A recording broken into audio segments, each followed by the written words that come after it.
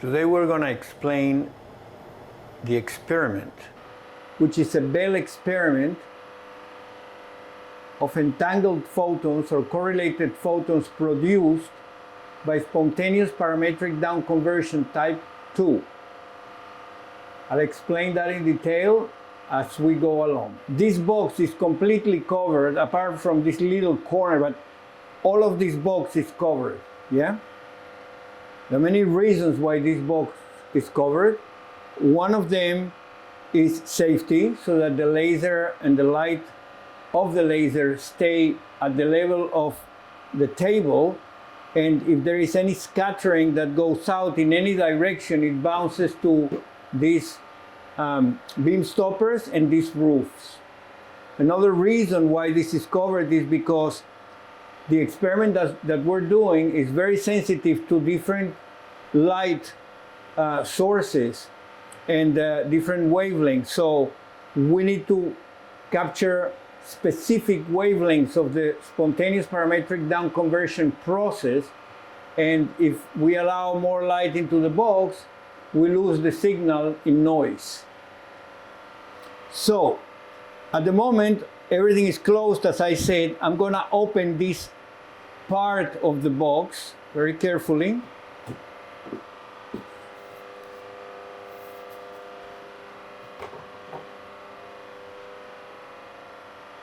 And here is where our experiment starts.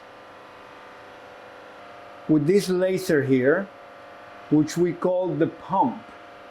And this pump has a wavelength of 405 nanometers. It's blue light. Important to say about this laser is that it's mounted on a base with a temperature control mechanism, and I'll explain the relevance of that later. Now, this laser goes through this first iris and then hits this mirror, and then it goes to a half-wave plate. That half-wave plate here has to be in a particular polarization, let's say vertical, so that then the polarized light will interact with the BBO crystal and produce the correct correlated pairs at 810 nanometers each photon. With this card, with this type of card, we can trace the path of the beam, which is very powerful. Is 150 milliwatts. Now, this beam hits the mirror here and goes through the quarter wave plate. Through the quarter wave plate. As I said before, this quarter wave plate polarizes the light, vertically polarized, so that when it interacts with the BBO crystal, it produces the right wavelength of correlated photons, 810 nanometers. So now we're going to remove this top to explain the path of the light until it hits the BBO.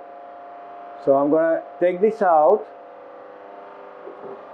and I'm also going to take this out very carefully.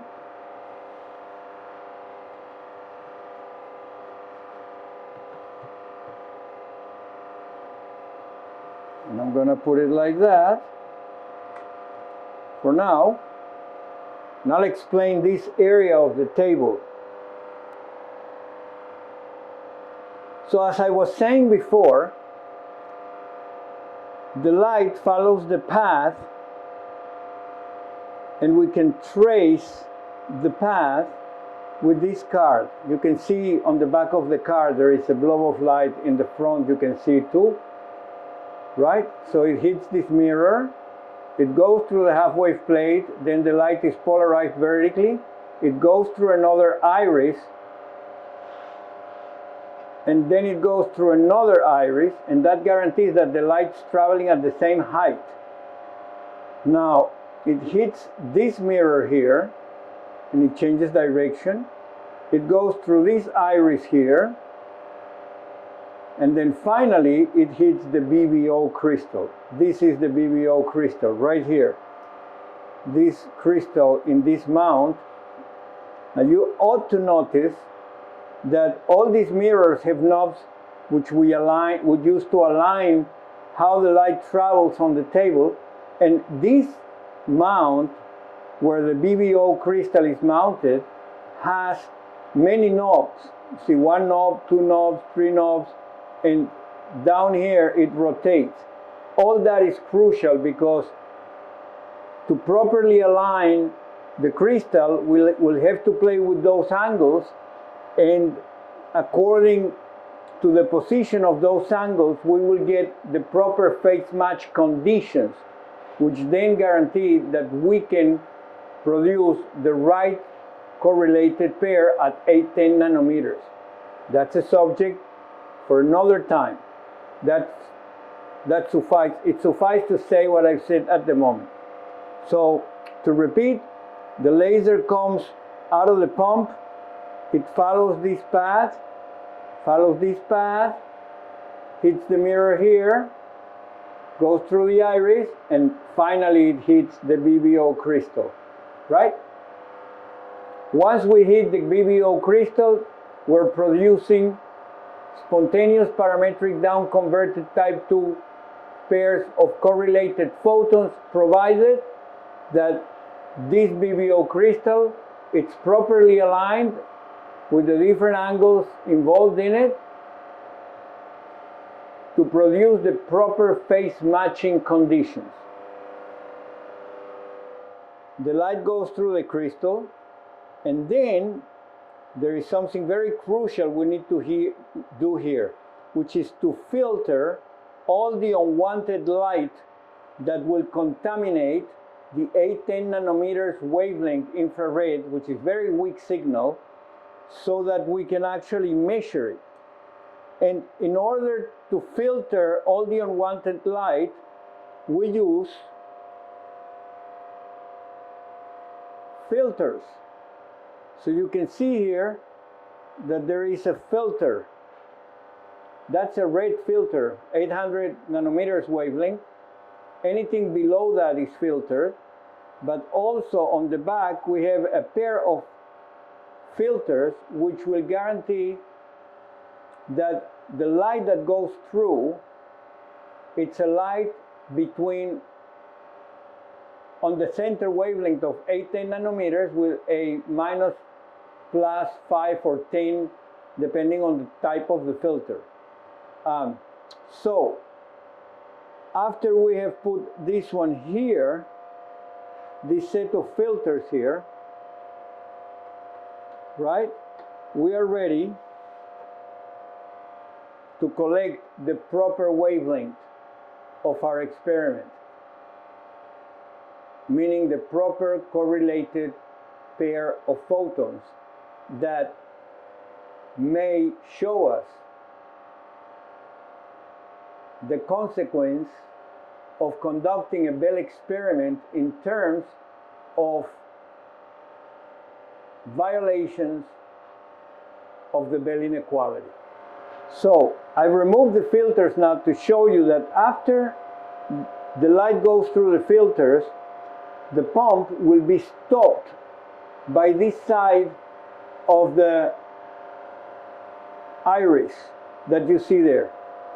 And the light that goes through the irises, both of them, will be the 810 nanometers light, which we have guaranteed to go there with an aligning, to go through there with an aligning laser. And I'll talk about that later a little bit. Now, this pair of irises guarantee that the light that goes through them, it's 810 nanometers. With these lenses, we will focus that light, and then we will make sure that they go through these two pair of irises, and you can see there is a distance between them, and that guarantees that they're going on the same plane in the table. This lens serves us to focus the light from there when we image the light that is coming outside of this pair of photons that are traveling in both paths. And we can image the cones of light that are produced by the parametric spontaneous down conversion type 2 process, and that I will show you later. So after we've gone through the filters and then through these true irises, the light goes through a pair of compensators, and that's something that we'll explain later, or the students will have to learn theoretically about what these compensators do. They play an important role. So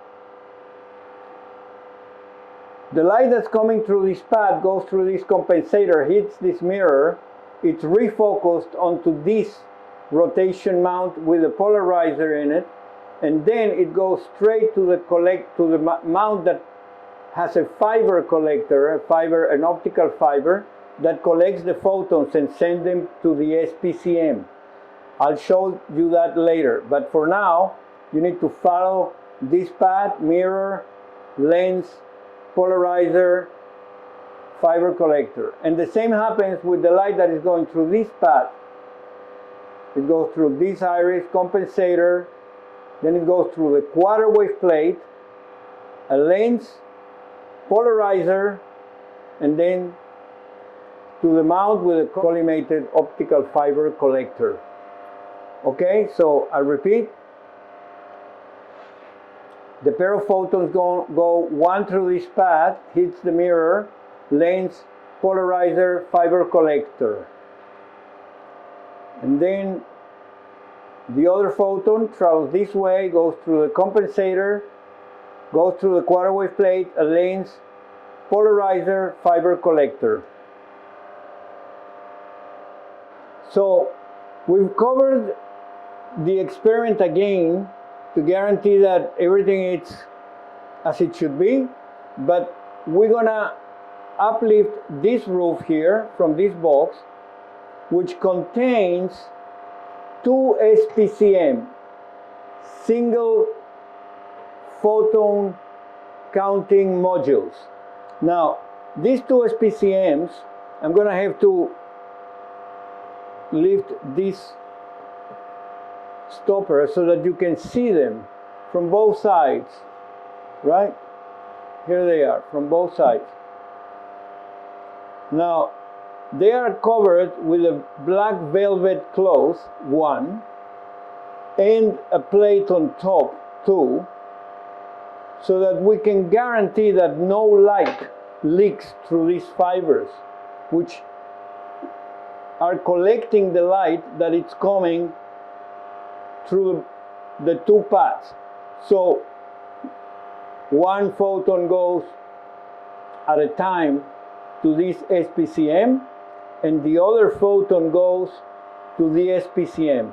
And we aspire to capture the ones that are arriving at the same time, that are going at the same time through these SPCM photon counting modules.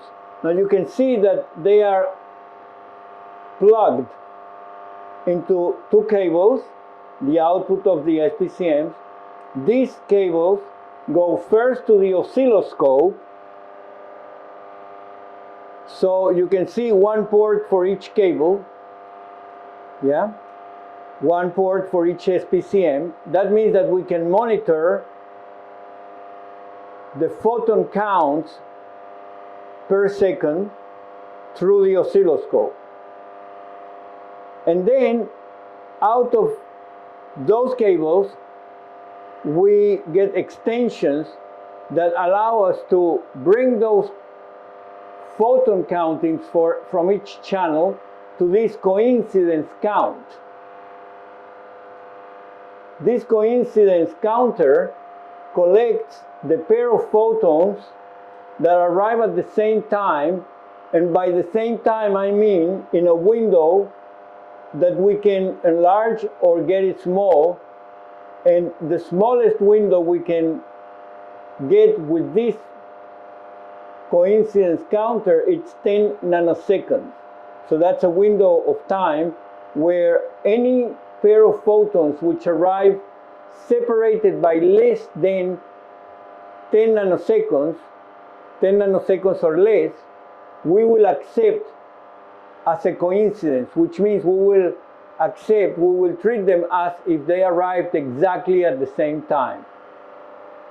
And the output of this coincidence counter or detector is this cable, which will go straight to a beagle bone, and then the beagle bone will send those counts, that signal, to the computer, which is attached via a USB port, and that computer sends those counts, those signals, to a Python code, and that it's the measurement that we're interested in.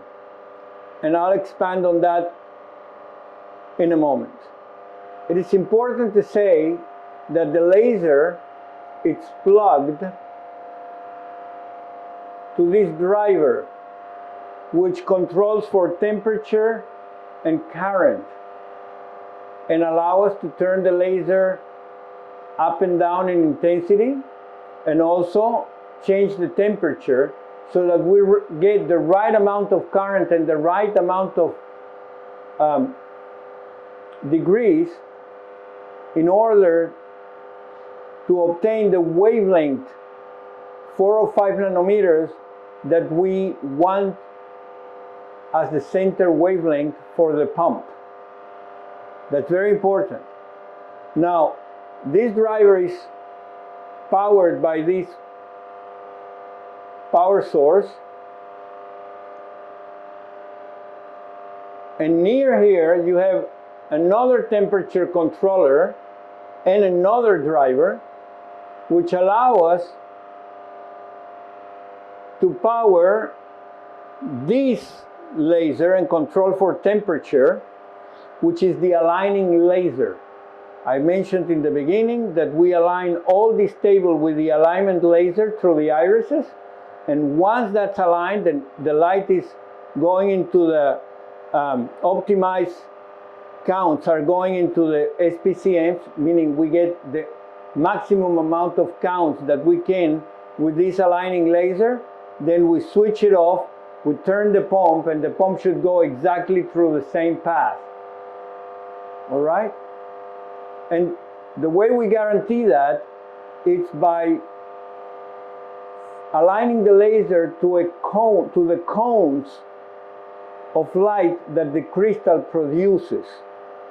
Once we've aligned all the equipment and we are ready to go, we have to set the polarizers in 0 degrees each and the quarter wave plate at the angle we wish to explore the quarter wave plate's effect in the experiment, which is the point of this experiment. Now, in order to set the universal motion controller to the absolute zeros, where the polarizers are both in 0 degrees angle, we have to calibrate it, moving angle by angle, I mean degree by degree, the polarizer until we get them really straight in 0 degrees over there in the box with the proper optics to make sure that they are actually in 0 degrees. And that we do with the aligning laser too. We can do that with the aligning laser. Now when we do that, we have the polarizers at 0 degrees, and then we set the controller to be the absolute zero that connects, that relates to the zero of the physical polarizer, right? And the same applies to the quarter wave plate. So if we don't have power cuts or anything like that, the equipment will run pretty nicely. It will be aligned. Each time we finish an experiment, we rewind this back to 0, 0 and the desired angle, and the polarizer will respond to the commands that are given to this controller.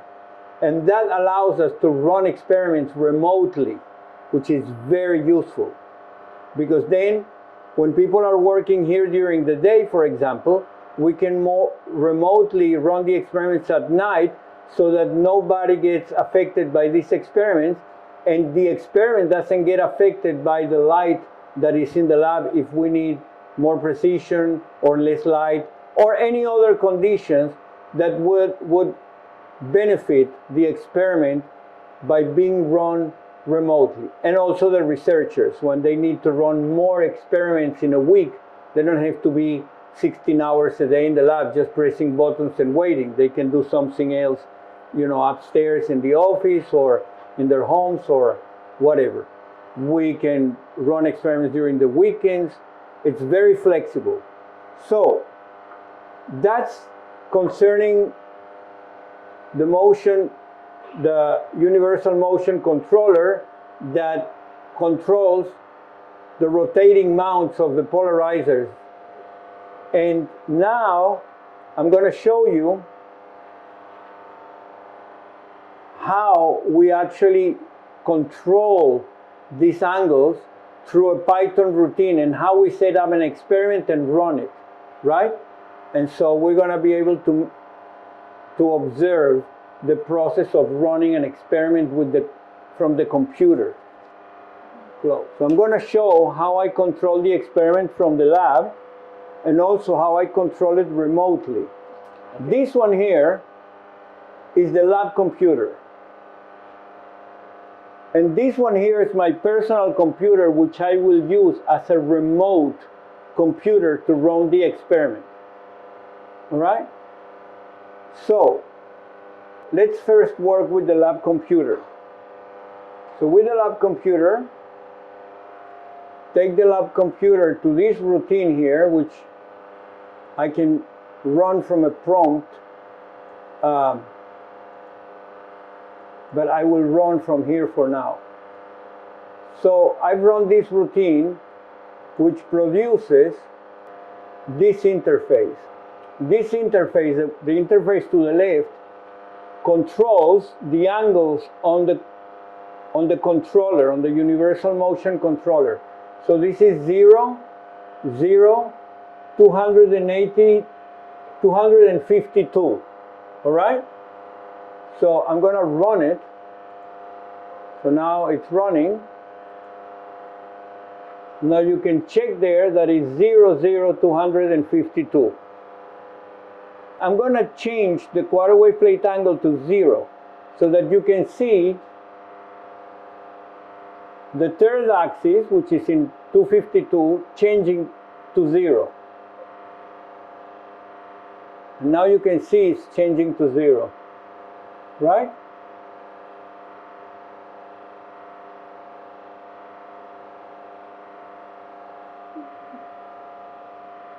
Still changing to 0.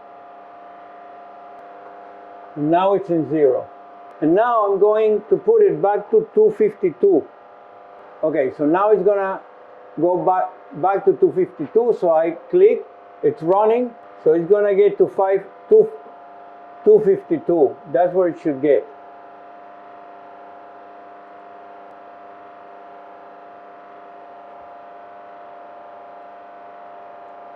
Now that we have already set the experiment with the parameters that we wanted to start, we're gonna put that angle here, and the half wave plate is gonna be 0. We don't have a half wave plate, so that's even easier.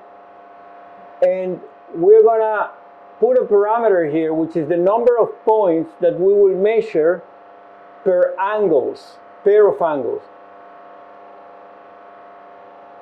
We'll take samples of the number of counts when the polarizer are set at a pair of angles. Then we'll shift one of the polarizers, take another 10 points, and we'll keep on shifting angles until we cover all the possible combinations in order. And then that will be the end of the experiment. So now we're ready to run the experiment. So I'm going to run the experiment and see what happened, the kind of window we get. Run. So we get this window here, and this window will serve to monitor the experiment You can see that here it says new run, rewind completed with a motion controller. There is a new run with a new 𝜃2, polarizer 2, the angle of the polarizer 2, the first measurement. So now then after this one, which is a signal that the experiment is running, together with this window, the two of them, will allow us to monitor the experiment. So now I'm going to connect with this computer, which is my personal computer, to the lab.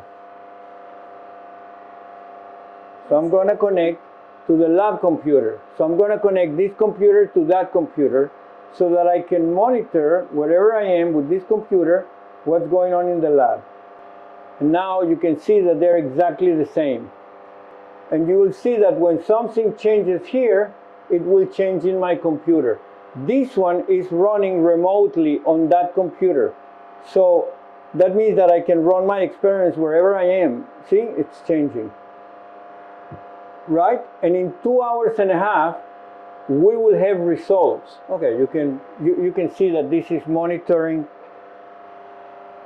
This one is monitoring the counts per second for each pair of handles. This is first polarizer 1, it's in the fifth position. Polarizer 2 is in the first position. So polarizer 2 stays fixed in the first position, while polarizer 1 changes after 10 points are collected per angle of polarizer 1. These are 10 points, 10 points, 10 points, 10 points, a different angle of polarizer 1, while we get 𝜃2 fixed. Now, very soon, you're going to see how when we reach 20 positions for the polarizer 1, which would be 180 degrees, because each position it's 9 degrees. So the first position is 9 degrees, the second is 18, and so on. 20 are 180 degrees. So once we reach 180 degrees, or the 20th position, then polarizer 1 will be rewinded to be started at the first position again, and this one will be set on 9 degrees for the second position of the second polarizer. And there will be another box for the second position of the second polarizer, right? Here, this is the first position of the second polarizer with 20 different angles for the first polarizer. So every position for the second polarizer will have 10 measurements for each angle of the first polarizer. To the 19th position of the first polarizer, we still are in the first position of the second polarizer, and we've got a number of counts here. And now we're in the 20th position of the second polarizer, the first position of the second polarizer, and we have 100 and something counts per second, coincidence per second with the standard deviation. And now we go and move the first polarizer to the first position, which is 9 degrees, and the polarizer 2 is being moved to the second position, and the process restarts again for the second position of the second polarizer. These results are being collected in this folder of results. So these are all the files that contain the information of each 10 points for each pair of angles, and at the end we will have some statistics, right? And these are the name of the files. You can see here, this is the quarter wave plate angle, and this is the half wave plate angle is 0, the quarter wave plate angle, okay, will be whatever it will be.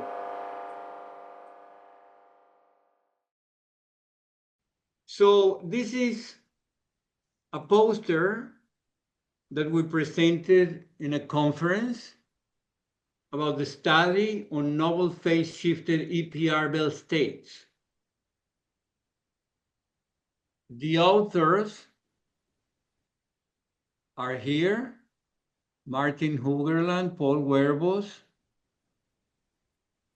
Reinhard Leonard, Kerry Jackman, and myself, Joshua Davis. Here is some further information about our lab and the Dot Wall Center.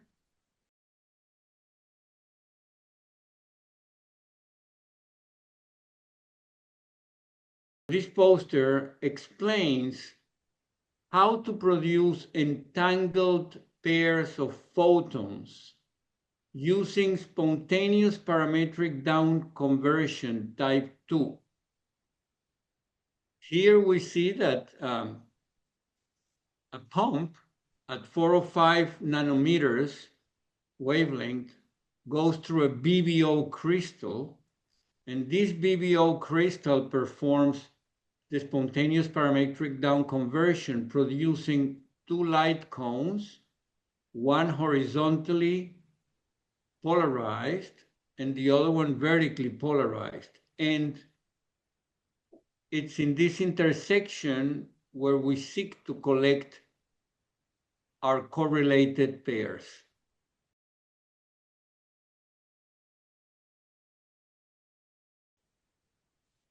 The wave function, the general wave function for this experiment is this one here. And by changing, as we will see, a quarter wave plate and a half wave plate, we produce these 4 EPR-Bell states. And this parameter is very important. We can actually change the value of this parameter with the aid of a quarter wave plate and a quarter wave plate and a half wave plate. And basically with the aid of the quarter wave plate, if we put it in 0, the quarter wave plate, then alpha becomes 0, and all this is a 1. So you have one of the traditional EPR-Bell states, H1, V2, V1, H2. If we put it in pi, then all this expression becomes -1. So then we will have H1, V2 minus V1, H2. That's another traditional EPR-Bell state. If we use a half wave plate at 0 degrees, then, all right, so then we don't need, we have the same typical, one of the traditional EPR-Bell states, depending on where we put the quarter wave plate. But if we put the half wave plate at 45 degrees, then V2 turns into H2, and H2 turns into V2, producing now these two different wave functions for phi plus and minus, right? So here you have two EPR-Bell states, psi plus and psi minus, and here you have another two EPR-Bell states, traditionals, phi plus and phi minus. Both, all of the 4 traditional EPR-Bell states. This is the schematics of the experiment, I mean the design, the setup. These are the intersections of the cones we seek to count photons from, and these are the correlated pairs corresponding to the wave function that I just described previously. Here you have the pump, 405 nanometer laser, a half wave plate to turn them into vertically polarized light, because then that will properly interact with the BBO crystal to produce a pair of 810 nanometers. Of course, we filter most of the light that we don't desire, and this is basically the light that should come out of this intersection when we filter the ultraviolet, I mean the 4 or 5 nanometers wavelength, and other modes of the light that we don't need, plus environmental light that leaks sometimes. Okay, so here are a pair of irises, but we use 4 of them. So you can imagine 2 more of these ones, 1 in each path. And we also use compensators, but they're not part of these schematics. And then after the polarizer 1 and 2, we use fiber collector systems and single photon counting modules so that we can count photons on each path. And then with these counts, we send them to a coincidence detector. And once they have been counted, the coincidences have been counted, then we send the coincidence counts to a BeagleBone. Of course, these half-wave plate and quarter-wave plate are optics that allow us to prepare the system in one of the 4 EPR-Bell states, whose general equation is this one, but these are the particular equations of these 4 states. So here you have the cones imaged with a camera, an infrared camera. So here are the 2 cones imaged with an infrared camera. Here are the intersections, right?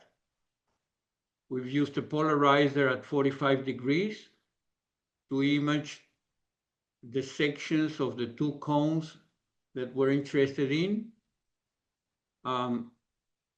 One of these cones is vertically polarized and the other one is horizontally polarized. And at this intersection, we don't know exactly what polarization the light is until we measure. So the system is in a superposition of these 2 possible states. But we know one cone is horizontal and vertical for sure because we turn one of the cones to 0 and we see the upper part. And when we turn it to 90 degrees, the polarizer, we see the other cone only, as you can see. So then we place these irises, which I was mentioning in the schematics. And here are, the 2 intersections, these 2 here, but now through the irises. Then we close the irises gradually and we align them until we pinpoint exactly these intersections, which is our region of interest for the correlated pair. Then that will allow us to, with an aligning laser, align all the equipment and the fiber collectors, which are after the polarizers here, and they go to the SPCM, single photon counting modules, and we will align them to be able to collect counts of photons. These counts of photons will go to a coincidence counter, and within a window of 10 nanoseconds, then we will set this equipment so that every pair of photons that arrive within this window of 10 nanoseconds will consider a coincidence, or we consider them arriving at the same time. And with these coincidences with these coincidences, we will test for the Clauser's inequality, or the equivalent of the violations of Bell inequality. And all right, and I'll talk a little bit more about that in a moment. Here are the 4 different EPR-Bell states that were produced using this half-wave plate and quarter-wave plate in different positions as described in this section of the poster. So these are the coincidence counts landscapes produced with a quarter-wave plate at 0 degree and the half-wave plate at 90 degree, quarter-wave plate at 90 degree and the half-wave plate at 90 degree, quarter-wave plate at 0 degree and half-wave plate at 0 degree, and quarter-wave plate at 90 degree and half-wave plate at 0 degree. So you can see that these are psi plus and psi minus, as I explained before, and these ones are phi plus and phi minus landscapes. And in these landscapes, we can observe the scanning of the angles of the second path, θ2, and on this axis, it's the angle of the polarizer on the first path. So here on the region where the 2 angles are at 90 degrees, we observe the most amount of light for these particular states. But in this one, no, this is the less amount of light at 90 degrees for both angles. So there are differences between the states, but all these 4 EPR-Bell states violate the Clauser inequality. So after that, we test for violations. We record the violations very clearly here. So in this slide, I just briefly show you how we compute some of the terms of the Clauser inequality, which is basically, you know, these 4 parameters to calculate S and see if this S, it's between 2 and 2 square root of 2. That's for violations, but if it's equal to 2, there is no violations, you know. Experimentally, it's always going to be around 2, but that's a region of known violations, and you can read it here very carefully, right? Just in case, you know, you want to remember. And these are the angles that we set our experiments to compute these terms here in order for us to then compute the S parameter to test it, to test for violations. Right? Okay, so this is the angles 𝜃1. Right, this is just different ways of doing exactly that, but with more angles. But basically, they are these 8 angles we need to test for. Okay. And here you have it, right?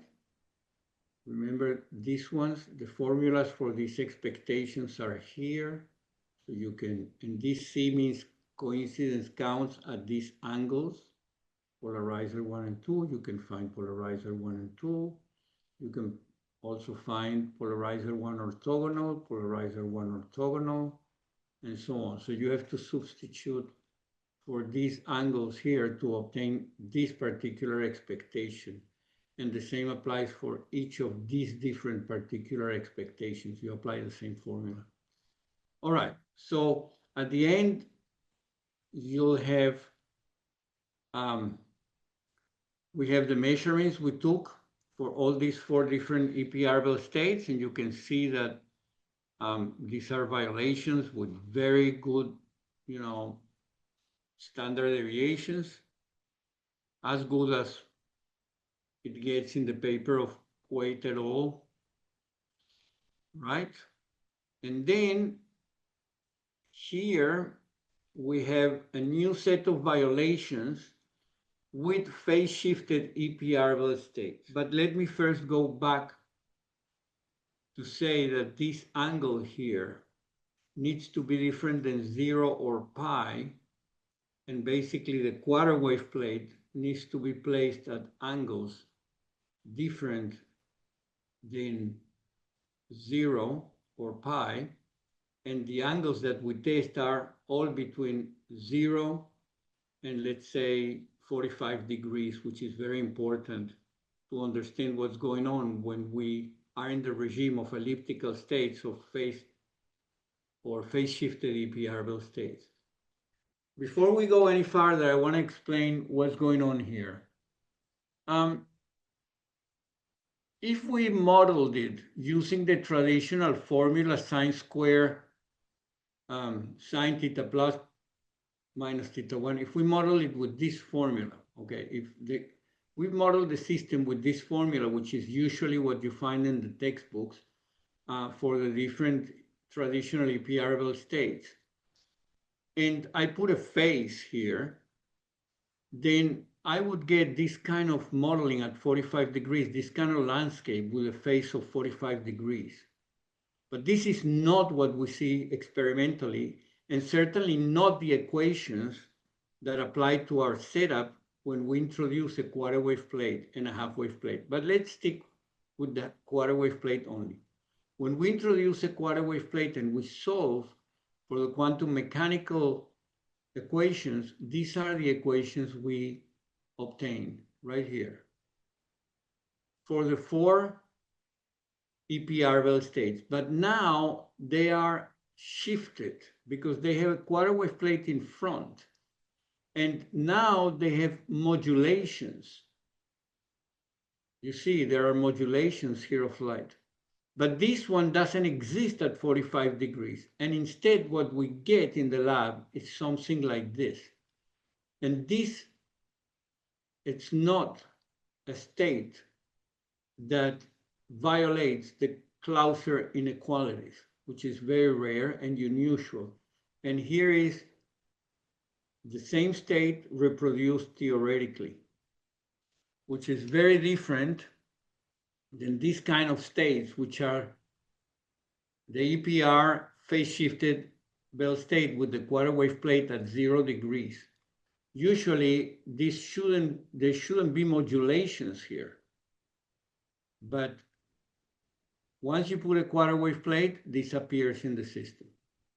So now the question is, okay, what happens with these states, which are phase-shifted EPR-Bell states, when we use angles at 0 degrees for the quarter wave plate, at 22.5 degrees and at 45 degrees, and anything in between, which is very important to understand the evolution of the system from violations to non-violations. And this is the matter of another talk. I'm just explaining you what you will gather as data when you test for quarter wave plate at 0 degrees, at 22.5 degrees, and at 45 degrees. For now, this is enough to digest, right?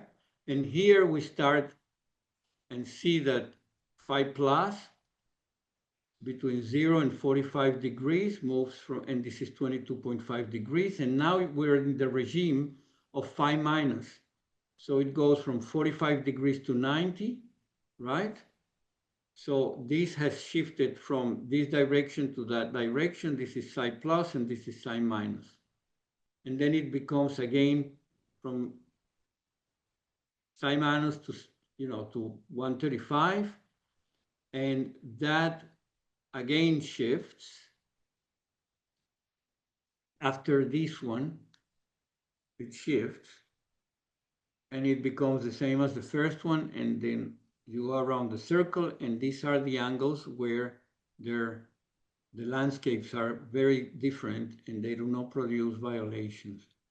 All these states at 22.5 degrees or similar angles, 67.5 and so on, they all can be phase corrected and they will produce violations, right? So there will be violations here, but not here. Right, and then I'll leave this slide so that you can study the equations and have a little insight of what's going on.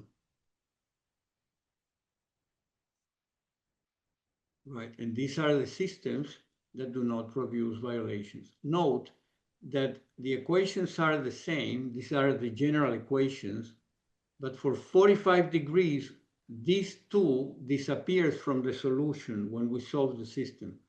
So there is no 2i, and this is pi over 4, 45 degrees. And this produces a completely different landscape. And we obtained that experimentally, as I showed you before.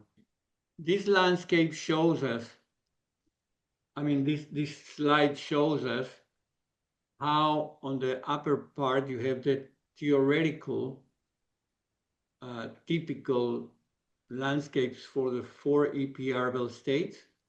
Here we have them in the lab, and we had to normalize the signals to obtain similar results, because otherwise you get the modulations as I showed you before, right? And then we also test for one of the most important features of this paper, which is when we place the quarter wave plate at angles different than the ones required to produce the traditional EPR-Bell states. And these angles should be angles for this alpha here, different than 0 or pi. And this we can do. There is a relationship between this alpha and the quarter wave plate angle. If we put the quarter wave plate angle in 45 degrees, suddenly we produce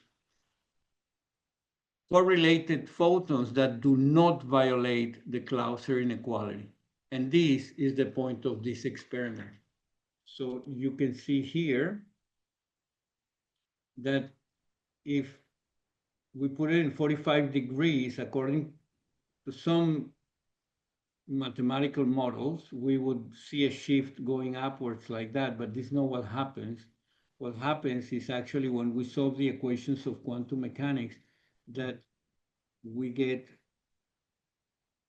states that do not violate the Clauser inequalities. And we'll call them, let's say, classical states because they do not violate the Clauser inequality, but actually they are correlated pairs. And here are all the angles going around the circle, I mean, from 0 to 360 in the quarter wave plate angles, right? And here are all the different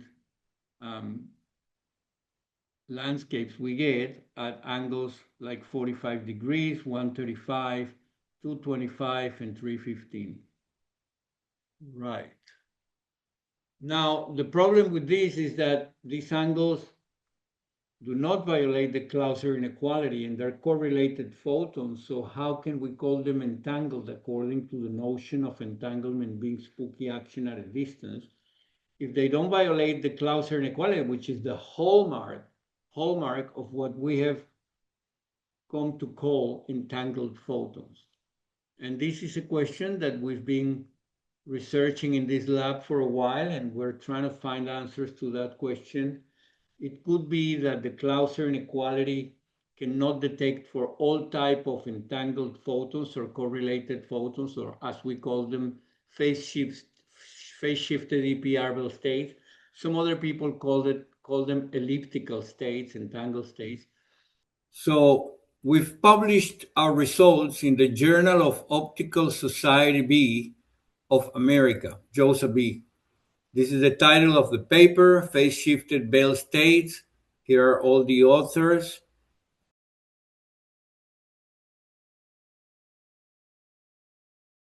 So in this paper, that we published, we have some conclusive remarks. I quote, "In summary, we observe all the normal EPR-Bell states, but furthermore find phase-shifted versions of these states for various angles of the quarter wave plate still showing significant violations of the CHSH inequality." Right? At a quarter wave plate angle of pi4 or 45 degrees, however, our measurements show that the entanglement is lost or hidden, and no violations are observed, something that resembles classical correlations. Therefore, we ask, why are these correlated photons showing no violations of the CHSH inequality when the quarter wave plate is placed at 45? This remains a future challenge. End of quote. And then a little bit after that, there is another comment which is important to take into consideration when further research will be done in the future. I quote, "Based on our results and observations, careful attention and investigation of our unusual results are needed. Given the historical and controversial nature, and still in the mind of many scholars, the unfinished business of entanglement when understood as spooky action at a distance. This suggests the need for a more moderate assertion based on experiments instead of quantum mechanics formalism only, where we can assert that the photons are indeed correlated, yet entanglement, understood as spooky action at a distance, remains inconclusive." End of quote.